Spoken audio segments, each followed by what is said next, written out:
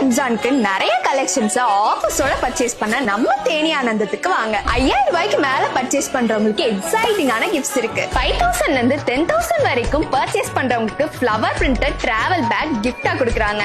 10,000 இருந்து 15,000 வரைக்கும் பர்ச்சேஸ் பண்றவங்களுக்கு ஸ்மால் சூட்கேஸ் கிஃப்டா கொடுக்கறாங்க.